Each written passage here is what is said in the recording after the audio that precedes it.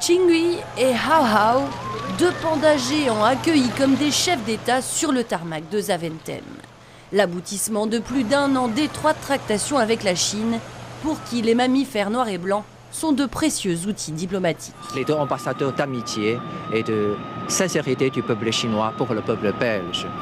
Ambassadeurs d'amitié et pomme de la discorde entre la Belgique wallonne et la Belgique flamande.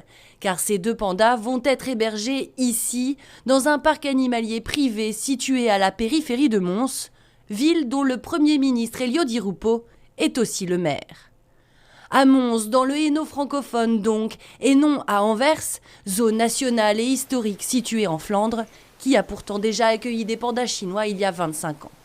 Septembre 2013, la polémique éclate. Anvers revendique l'accueil des pandas et les partis d'opposition accusent le Premier ministre de favoritisme. J'entends interpeller le Centre pour l'égalité des chances afin que le Premier ministre aille aussi rendre visite au girafeau qui vient de naître au zoo de Plankendahl. Ah bon Je crois que ça serait malvenu qu'il y ait une discrimination entre des animaux asiatiques et africains. Le directeur du parc animalier qui accueille les pandas aura beau expliquer être le seul à avoir déposé un dossier auprès de la Chine, avoir investi 8 millions d'euros pour accueillir les deux mammifères et envoyer 700 mails pour obtenir l'accord des autorités chinoises. La pilule a toujours du mal à passer. Jeudi encore, un député interpellait Elio Di Rupo sur le tapis rouge qu'il s'apprête à dérouler aux ambassadeurs à poil dur. Ne pas accueillir les pandas à leur arrivée, ce dimanche, aurait donc constitué une faute économique et politique et surtout un affront aux autorités chinoises.